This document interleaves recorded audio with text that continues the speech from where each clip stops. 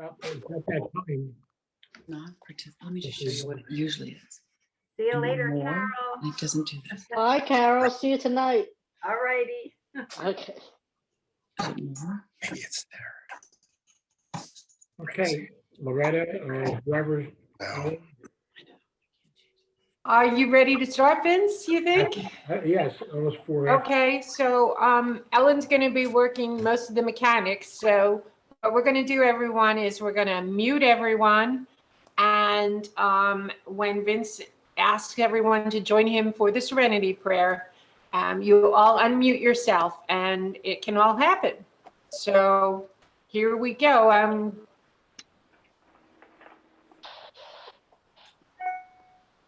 Okay. Vince, you can unmute yourself. I did. Perfect. You're on. Okay, hi, everybody. Good to see you. Before we get started, I just have a few announcements I want to share with you on this beautiful afternoon. It's fantastic. Anyway, I want to mention that tomorrow at 3 p.m., we're doing another podcast. Anne-Marie Rivnak is doing a podcast on isolation.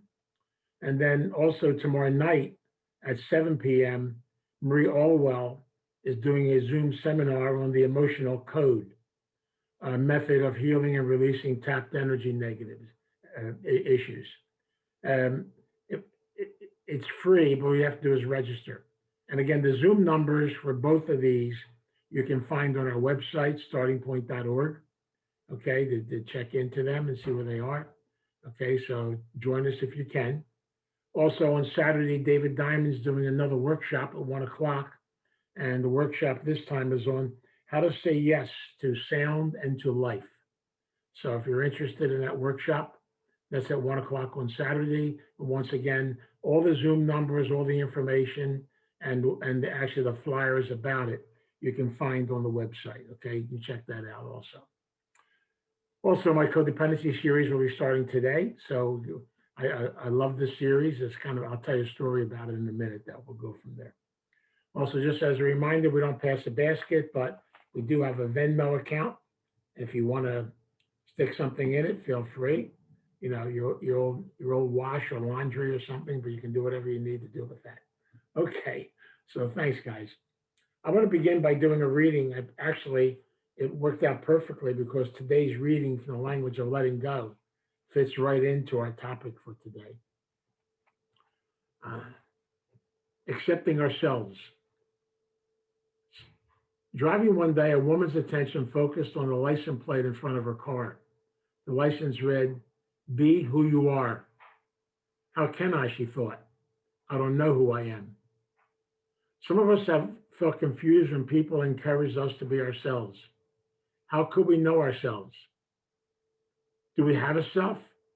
We're discovering more about ourselves daily. We're learning we're deserving of love. Learning to accept ourselves as we are for the present moment, to accept our feelings, thoughts, flaws, wants, needs, and desires. If our thoughts or feelings are confused, we even accept that. To be who we are means to accept our past, our history exactly as it is. To be ourselves means we are entitled to our opinions and beliefs. For the present moment and subject to change, we accept our limitations and our strengths. To be who we are means to accept our physical selves as well as our mental, emotional, and spiritual selves. Being who we are in recovery means we take that acceptance one step further.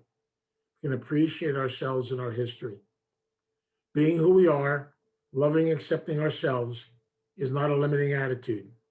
Accepting and loving ourselves is how we enable growth and change. Today, I will try to be who I am. If I'm not yet certain who I am, I will affirm I have a right to that exciting discovery. Okay, I want to kind of begin the series. We're going to be doing a series for the next few weeks on codependency, and as most of you know, it's one of my favorite series. And we talk about codependency, I always kind of relate it to the fact that codependency is the core root of most addictions and of many negative situations we experience in our life. But I want to tell you a story about how this kind of came about. I want to go back to the year 1981. 1981, a group of us, actually, Many of the people that were part of the co-foundings with me of Starting Point and a few more went to a place in Philadelphia called Charter Fairmont Hospital. And we actually opened up a very special drug and alcohol program there. And we kind of called ourselves the team. And as a result of that, I began to do talks based on one of my favorite books, a book that changed my life completely, a book I love so much called Adult Children of Alcoholics. In fact, when I read that book, it scared the hell out of me because I swore she lived in my house. I think I finally found a sister. But that book helped me to open up a door. And so the staff at Charter Fairmont said, why don't we start doing lectures about ACOA and codependency on Sunday nights at the hospital? And we did. We started them in 81, and they went straight on through until the 90s. And we had lots of people come out for those lectures. It was fantastic. What I found so powerful about this process was later on, I was able to write a book about this process because it's also the process I went through in my own life. It helped me to make the changes and things I needed to make. And I'm grateful to my therapist and people that helped me do this. And I realize today I share this with so many people over the course of my journey because I really believe this is one of the core elements of what recovery really is all about. So I want to begin by kind of sharing with you kind of some theory. Hope you don't mind to give you some theory. You know, John doesn't mind, but I'll give you some theory just for a couple of minutes. I promise you this won't be theory today. But if you study Psychology 101, I don't recommend doing it, but if you do study it, they basically teach you this beautiful diagram of how life is supposed to be. There actually is a diagram how your life is supposed to work. From ages 0 to 10 are called the foundation years. They're the years in which you basically set your foundations for life. From 11 to 14 are called the years of confusion. I call them the insanity years. You have no idea who you are. Your life is jumping all over the place and changing, and your hormones, forget it, they're out of control. Then we have 14 through 20, referred to, my nickname for it is called the war zone. Actually, it's that age of teenage years when you actually engage in a battle with your family system. Because really what we call that in the recovery process is, that's called the battle of independence. And so really in reality, from 21 to 26, you are supposed to become a totally independent person, standing on your own 2 feet. And then from 26 to 120 is called adulthood and the ages of commitment. I don't know who wrote this, but I guess I got to say one thing. The process is true. The ages, forget it.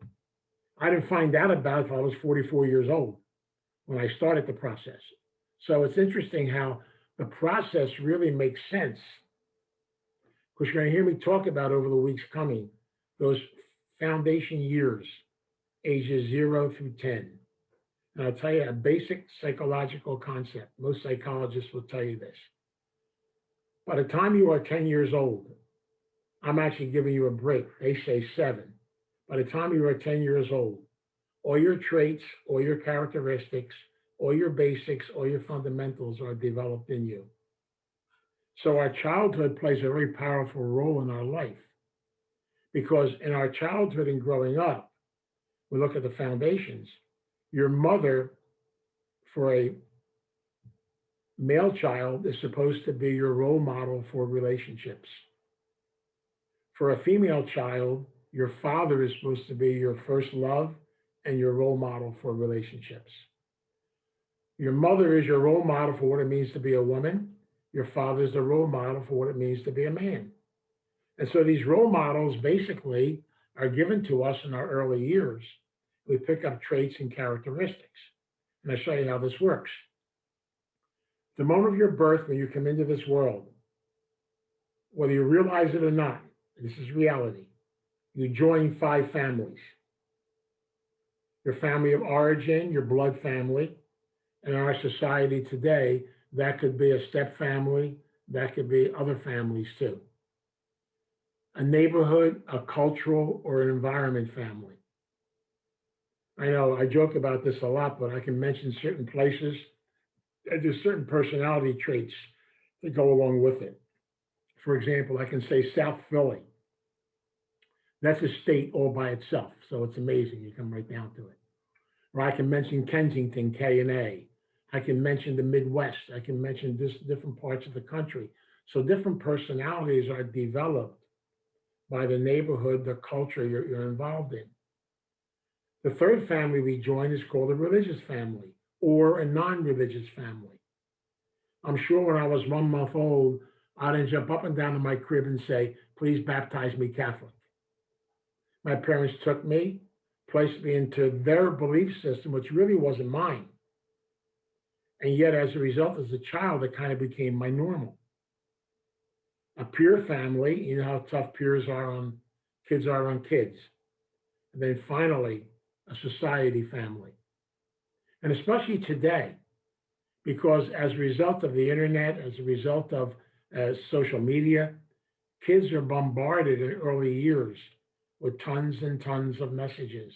And so many kids are given information way too soon. So there's a pro and a con to all of that. So there's so much going on in our growth process, especially in those first years. Now, here's what's supposed to happen in those first 10 years of your life. You are supposed to experience from your family systems. Remember, I'm talking about all these different family systems. I'm supposed to experience what I refer to as my basic spiritual needs for life. Those foundations are supposed to come from your family systems. There are 5 basic spiritual foundations. Now remember, for those that are new, when I use the word spiritual, I'm not talking about religion. The word actually means, spiritus actualis in Latin means to come to an awakening of your personal self, to come to an awakening of your personal spirit. And so really, in reality, all my foundations and my examples and stuff are supposed to be given to me in those first 10 years. Also, you experience other areas of life, which are really important. So the 5 basic spiritual needs, these are basic in every human being in order for me to do any kind of growing or any development in my life. The need to feel safe. I cannot grow or really do any trusting unless I feel safe. Safety is so important. The second basic need we have is for unconditional love, to be accepted and to be loved just as we are, unconditionally. The third basic need that we have is a need for basics as children: food, shelter, and clothing, the basics of life. The fourth spiritual need is called life skills. For example, my basic life skills are: my families are supposed to teach me how to play, how to socialize, how to interact with other human beings, how to be able to build friendships and build trust. And finally, I'm supposed to experience from my family systems my interconnection with the world in which I live. So I'm not isolated, I have to become part of it. So it's a whole process we go through in the course of our journey. And so I have a tremendous need to be a social creature, to interact with other human beings, but above all, to be able to experience diversity, be able to experience different ways, and be open to new and different ways of life. Now, watch what happens. If those basic needs aren't met when you're a child, then you will search for them for the rest of your life.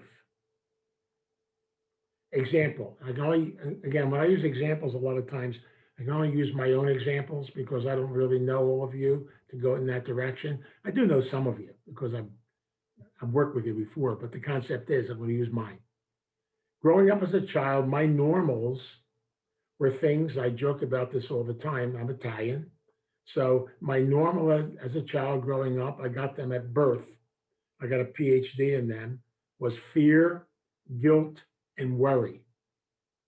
Believe me, it's unbelievable. I also picked up addiction. My mother was the addict in my family. My father basically was the enabler. My mother was also a food addict, such as I am today. And basically, I picked up a lot of traits and characteristics. And so I was given this gift as a child of my addictive personality. I also experienced a lot of shame, a lot of guilt, and a lot of control. As I share with many of you so many times, at the moment of my birth, and I'm an only child, and my mother had me late in life. And as a result, my parents were married almost 18 years before I was born. I have no idea what happened the first 18, but here I am. But the bottom line is, as soon as I was born, I actually became what I refer to as my indirect mother's spouse. Her life got centralized around me. She prepared my whole life for me as a child. And she kind of basically decided when I was a small child, I was going to be the family clergyman. And my parents are old school from Italy, and they basically believed in the old concepts. And so they picked up these traits and characteristics. And so growing up in my environment, as I'll talk more about this next week, when we get into family systems, I realized the fact these are traits and characteristics I'm picking up on. And so a lot of my childhood was dysfunctional because I had to basically didn't really have one. So as a result, the shame and guilt came into play because everybody expected me to be what they wanted me to be. And of course, I, being a good codependent, not knowing what the word was back then, lived up to their expectations because I thought that's what I had to do. And so there's a lot of rules and regulations and things we learn as children. Now, most of us, because we don't get our basic needs met, because we're really good codependents. And by the way, let me stop for a second and give you the definition of codependency, which I think is important. The simplest definition I know of codependency is any person, place, or thing that you have built a dependency on means you cannot function without it, that makes your life unmanageable or makes your life crazy. That could be a substance, that could be a person, that could be a family member, that could be any concept. The key is unmanageability and dependency. And so what happens to many of us, because we have this confusion in growing up, we don't have our foundations set, many of us develop what I call survivor skills, or another name for them are called, codependent skills. The ways in which we learn to survive and learn to get through life. I divide them into three categories. We either become what I call isolators. We migrate towards fantasy, or many of us win the jackpot and become caretakers. It's amazing. So because I have no idea who I am, I develop these skills to survive and get through what I need to get through. For example, isolators are normally children that grew up in homes that are empty, that are cold. These are the kids that basically never get a lot of love, a lot of attention. These are the kids that a lot of times are very sad and fearful. So as a result, they never have this real sense of closeness, intimacy, and attention. So when they become adults, very many times, they migrate towards the following types of addictions.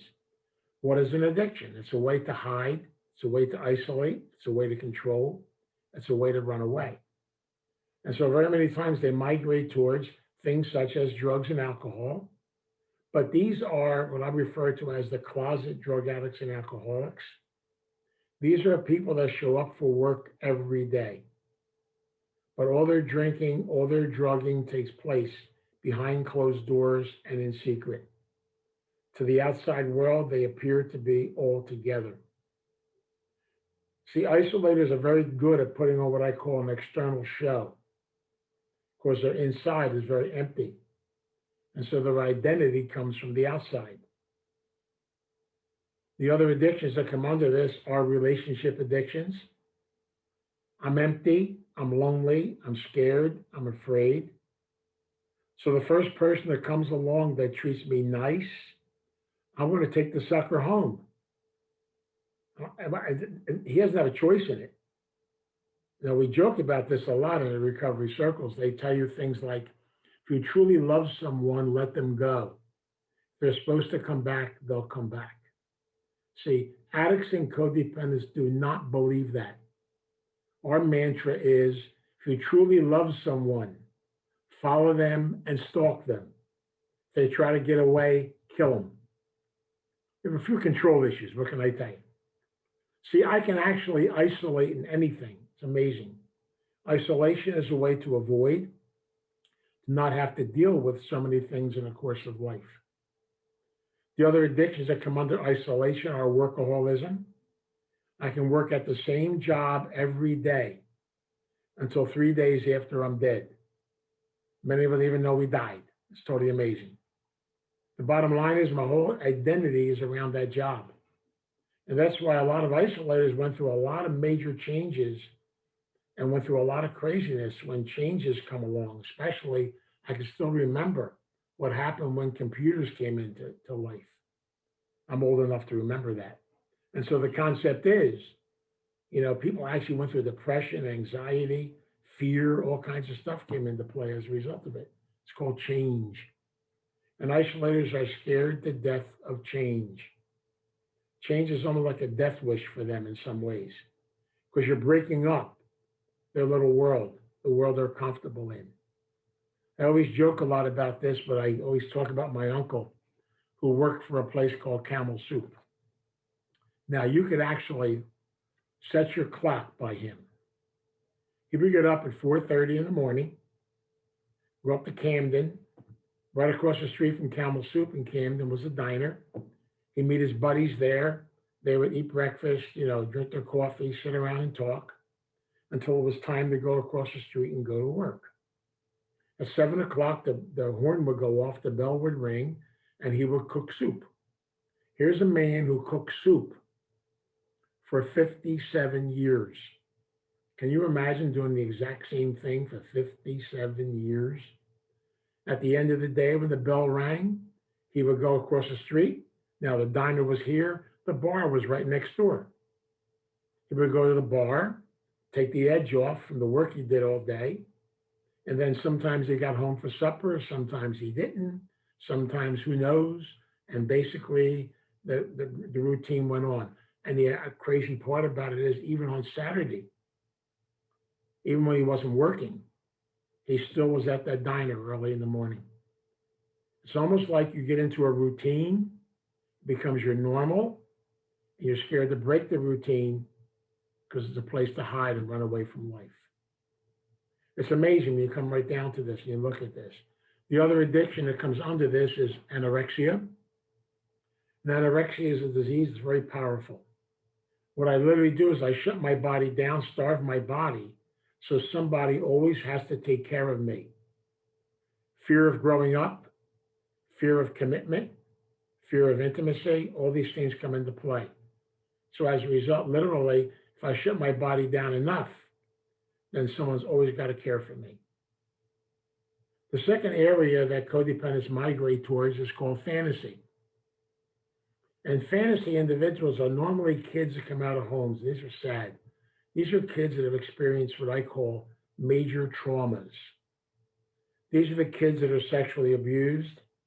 These are the kids that experience, a lot of anger, a lot of frustration in their house. In short, these are the kids who never want to take anybody home. They're totally embarrassed by their families. So as a result, for survival purposes, at a very early age, they learn how to make up stories. Here's the scary part about this. We call it disassociation. They truly believe their stories, even though it's a fantasy world. It's called a survivor story. So as a result, once I start doing this as a child, it becomes normal to me. So then I migrate into my life, and that becomes normal to me too. But there's still fear inside of me, fear of intimacy, fear of closeness. So as a result, I migrate towards certain addictions. And under this, we refer to as the unmanageable drug addicts and alcoholics. These are people whose lives are totally unmanageable, totally crazy. But if you confront them and say to them, you need help, Their immediate response is, no, I don't. I'm fine, wonderful. It's your problem, not mine. See, fantasizers are great at blaming. And so it's your problem, not mine. And as a result, the scary part about it is when when they experience shame or guilt, they actually disassociate and go to the other world. I tell a funny story, but it's not funny, really. It's weird. Anyway, when I was running a halfway house in South Philadelphia, the original starting point, right across the street from our halfway house at 23rd and Moore, there was a bar called Porgy's Bar. And later on, Porgy became a real good, donor and advocate. The starting point is kind of interesting. But anyway, Porgy basically, I was still a priest. I came out of my halfway house one day. I was walking down the street. I passed the bar.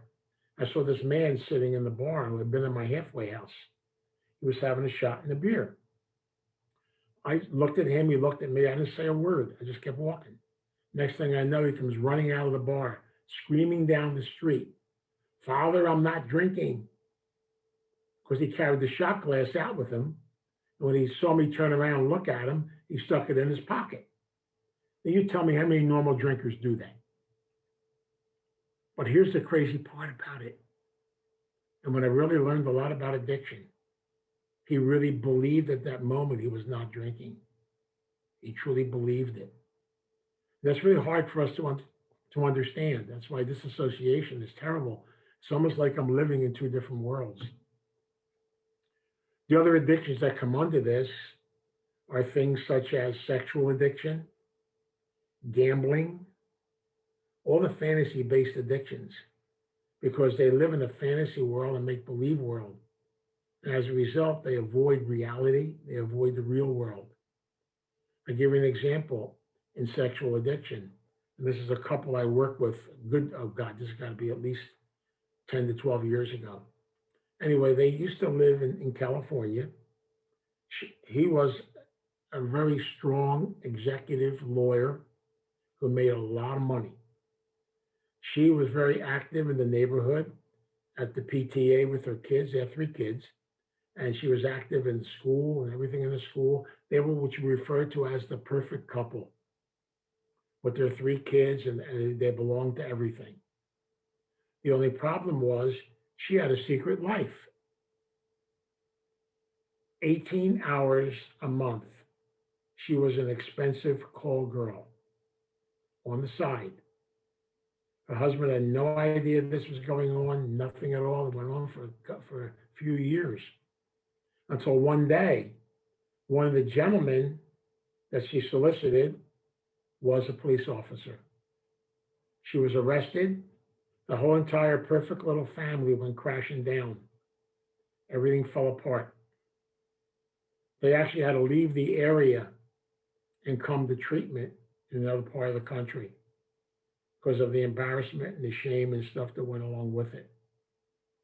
But see, what's so scary about that, these addictions are powerful because usually when people are locked into them, things such as narcissism and stuff to that effect, even though they're living in an alternate world or a fantasy world, they truly believe that world. That's why it's so scary, because you can't penetrate or break through it unless something traumatic happens. And it's usually something like shame. Something has to happen. Even a gambler. You can say to a gambler, don't you see what you're doing to your family? You're going to lose your house tomorrow, you're bankrupt, all this kind of stuff. Your family doesn't want to be around you anymore. You know what they'll say to you? With a straight face. Not a problem. I'll go to the track tomorrow and get it all straightened out. Not a problem at all. Because they're going to find the magic, live in the magic world, the crazy world. So we see these types of addictions that flourish. Other things such as compulsive shoplifting, people with kleptomaniacs, people that basically live in this alternate universe. And the bottom line is they get locked into it and have a hard time getting out of it. And the scary part about it, they believe the universe that they're in. It's their survival technique, and you come right down to it. And very many times, these are people that have suffered some severe trauma, some severe abuse, and they have to live that outside image to survive. And usually, as I said, something has to happen to wake them up. The other addiction under this is called workaholism. These are people that work for jobs that are doomed to failure. And yet, they live in a fantasy world with the job. And I always love telling this story. A lady brought her husband in to see me one day. I love when they bring the husband in. You know, you can see the ball and chain around his leg as he drags it through the room. So she comes in and basically, you know, says to me, my husband has a trucking company. He has 2 trucks. He's the only employee. You know, and as soon as she said that, he jumped up and screamed and yelled at her and said, I go to work 4:30 every morning. I come home 11 o'clock at night. Sometimes I work 6 days a week, sometimes 7 days a week. I bring in over $2,800 a week. She brought the books in with her and she said, but our expenses are $4,200 a week. We got a problem. And his response was, I don't know what the bitch does with all that money. See, it's her, not me. That's the major defenses when it comes down to these types of addictions. The last area is called caretaking. Now, if you want to stay around till about midnight, I can talk about this one, you know, because it's my primary addiction. That's what I can talk about it forever, but I won't keep it that long, I promise you. Caretaking, normally kids that grow up in homes, I call them the goody two-shoes kids.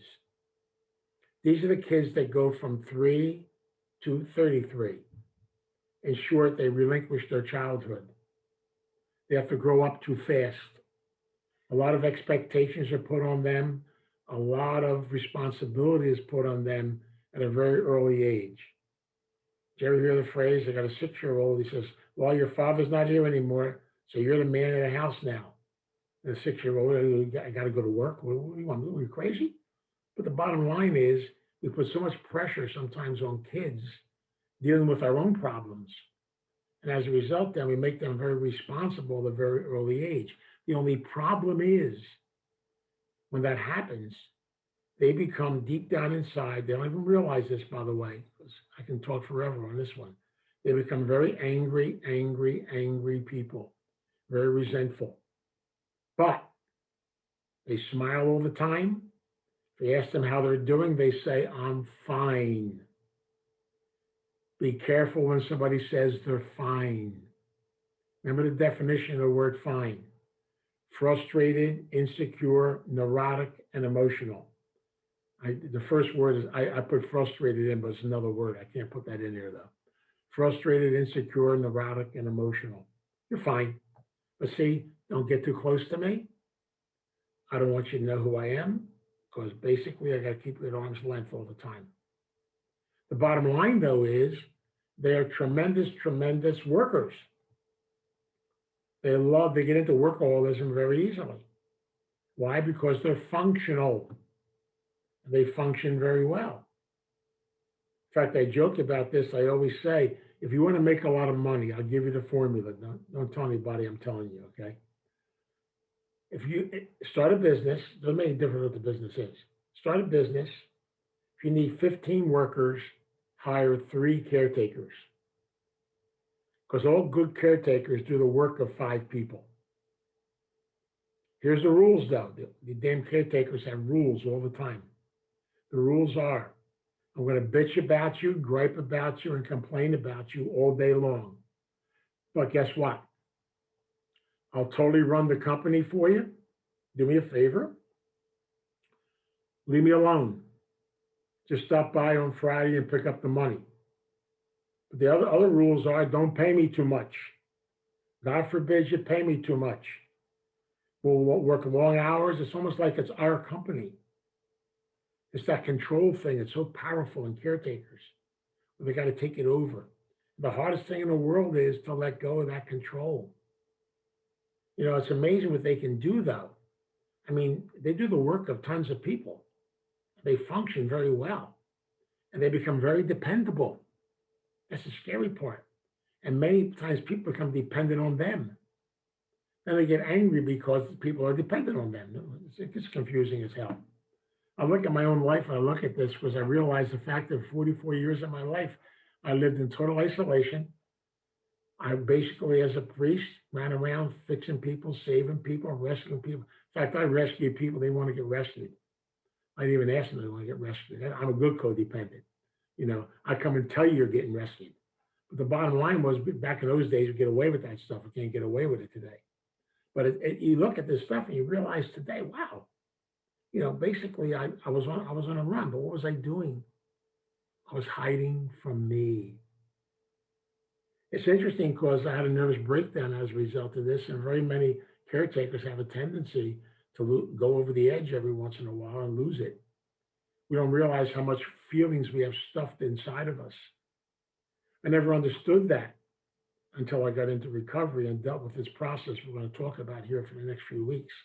I really believe very deeply that we literally get caught in this and we can't get out of it.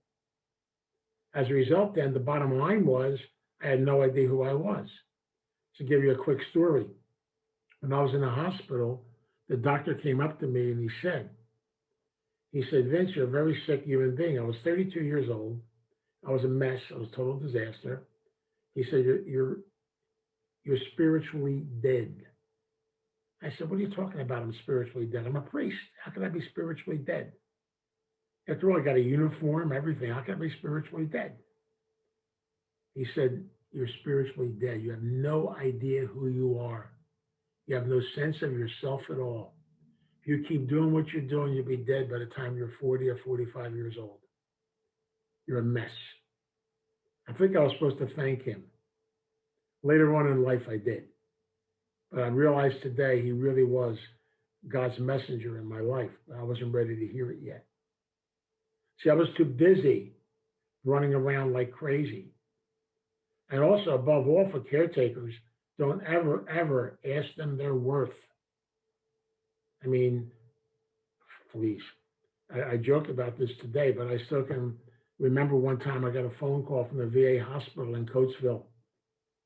And they said, we'd like you to come and do a workshop, a seminar, training program for our staff. I said, sure, I did them all the time. Of course, they always ask you that question, what's your fee? And my stock answer after I hem and ha is, oh, whatever you normally pay, that's fine. God forbid you even asked about your worth. Whatever you normally pay. I did the workshop, and when I was done, he gave me an envelope. Now, I'm a good codependent. You take the envelope, you stick it in your pocket. God forbid somebody sees you taking it. You get out in the car, you take it out, you're curious, you open it up. It was a check for $750. I says, this is crazy. Maybe the man made a mistake. I went back in. He looked at me like I was half nuts, and he said, "You'd said give you our normal fee." And I actually said to him, "Can I keep it?" He said, "Get out of here." That's how crazy I was back then. Then driving home, I felt guilty. Maybe I better donate part of it. Maybe I better help somebody else with part of it. God forbid you just keep it and enjoy it. It's still one of my issues today. I fight it a lot of times. People always tell me I never ask for my worth. But today, I do a bit better. I got a manager today. I live with her. That takes care of that. So I'll just kind of stay on that today.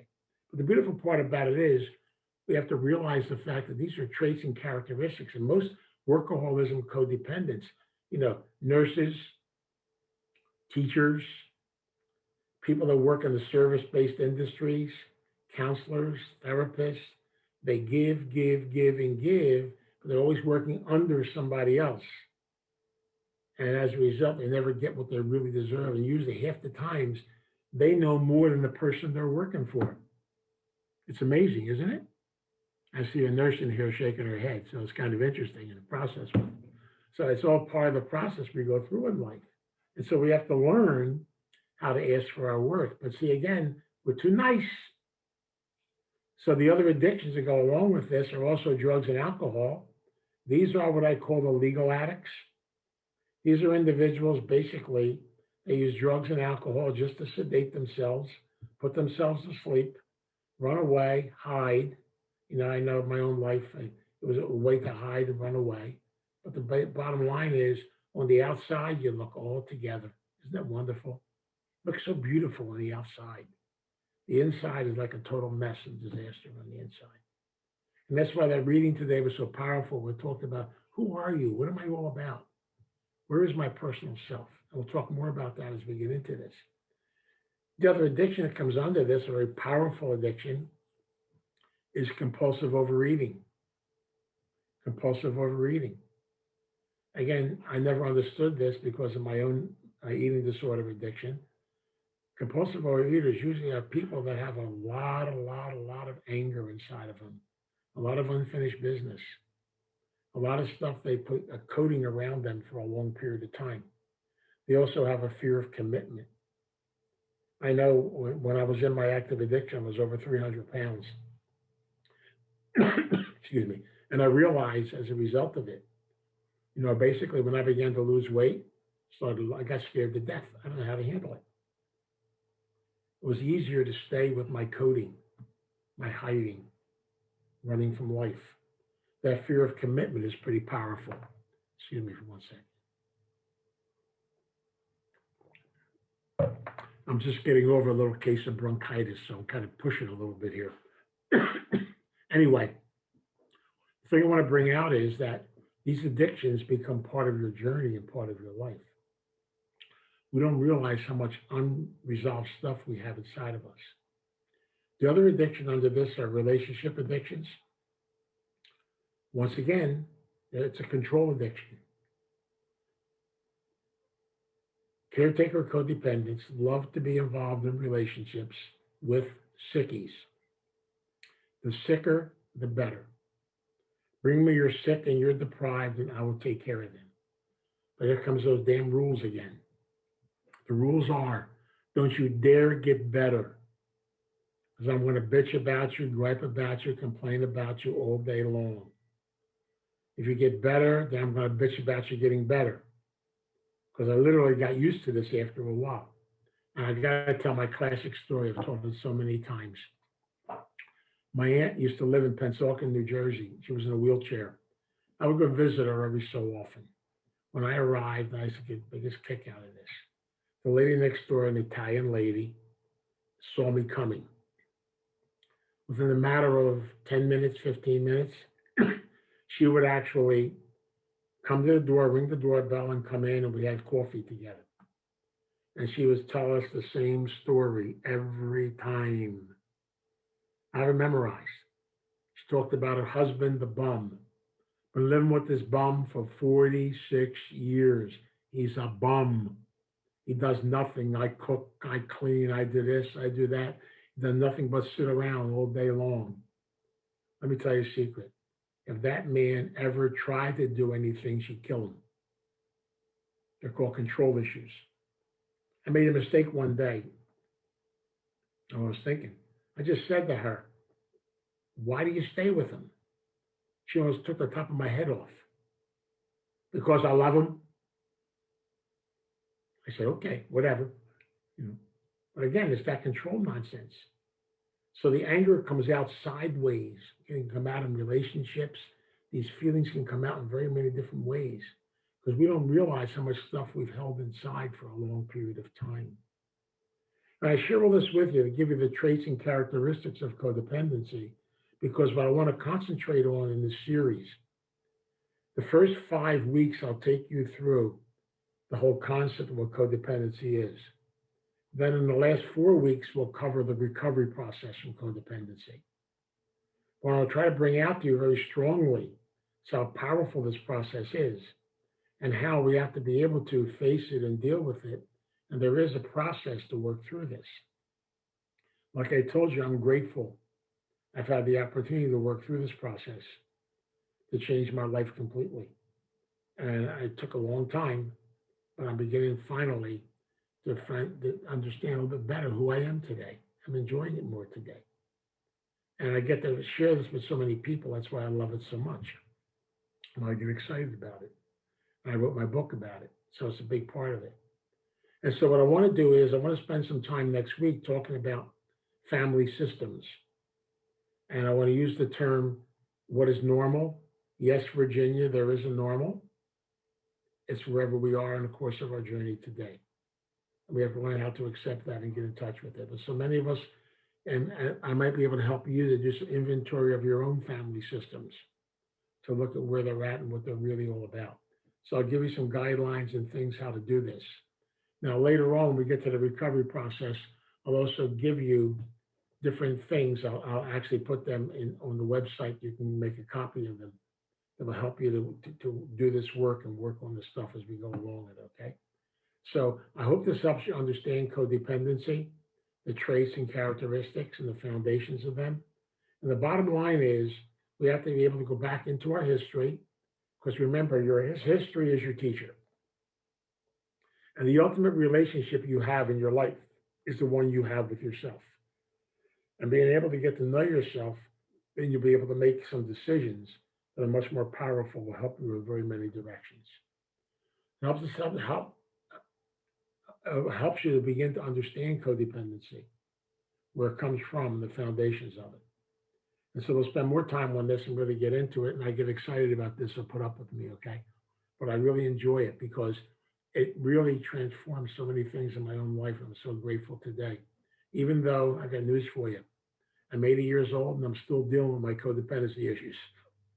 I probably will deal with them in the next life too, because I found I'm probably codependent on the higher power when I get on the other side. So we'll see what happens there too. But the bottom line is, hope this helps anyway. So take your time, look at this stuff. And again, if it can help in any way, we'll be glad to. I'm going to close by sharing a prayer to kind of close this out.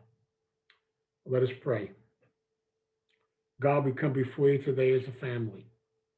We come before you with an open mind, and we ask your help and your guidance in helping us to look within our own hearts, our own souls, and be able to understand the gift that you've given us, the gift of life, the gift of love, the gift of family, the gift of things around us.